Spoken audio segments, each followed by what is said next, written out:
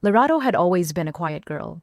She lived with her grandmother in a small village just outside KwaZulu-Natal. Life was peaceful until the nightmares began. Every night, at exactly 2:13 a.m., Lerato woke up shaking. She would tell her grandmother, "Go, go, something is in my room." But her grandmother only replied gently, "It is just bad dreams, my child." Lerato knew it was not a dream. One night, the air in her room turned cold. Her candle went out by itself. Then she heard footsteps circling her bed. Tiny footsteps. Fast. Wrong. Before she could scream, she felt something sit at the edge of her bed. She screamed so loudly that the neighbors rushed into her room, but they found nothing. No footprints, no shadow, no sign of a visitor. Everyone told her she was imagining things. Some whispered that she wanted attention, but the visits continued every single night. One night, something worse happened. Lerato woke up to scratching on her wall. Slow, sharp scratches. Her breath froze. She hid under her blanket, but the sound grew louder. Then a voice whispered from the darkness. "I am here," Lerato screamed.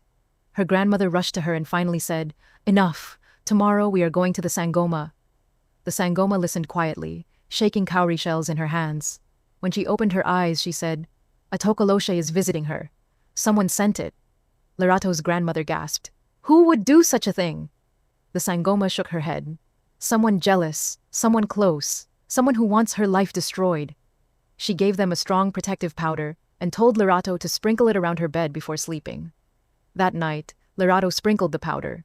The room shook violently, the windows rattled, the door slammed shut.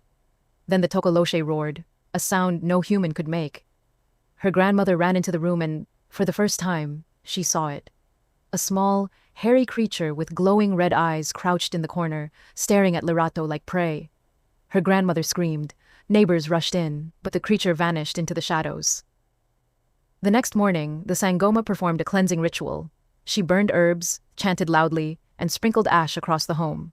When the flames turned blue, she said the creature had been pushed away. Everyone believed the danger was gone. That night, Lerato tried to sleep peacefully for the first time. Her grandmother sat beside her bed, holding her hand. Everything seemed calm. Around midnight, the candle flame flickered. The air turned cold again. The wind stopped. The room went silent. Too silent. Her grandmother stood up slowly and whispered, "Lerato, do you feel that?" Before Lerato could answer, all the candles in the house exploded at once. Darkness swallowed the room. Her grandmother screamed, "Tokoloshe, leave this house!" But a deep voice whispered from above them, "I never left." Lerato froze. Her grandmother held her tightly. A shadow crawled across the wall, fast, wrong, moving like smoke and creature mixed together. The shadow stopped above Lerato's bed, then a small hairy foot dropped from the ceiling, then another, and another. The Tokoloshe was crawling upside down like a giant spider, its red eyes glowing in the darkness.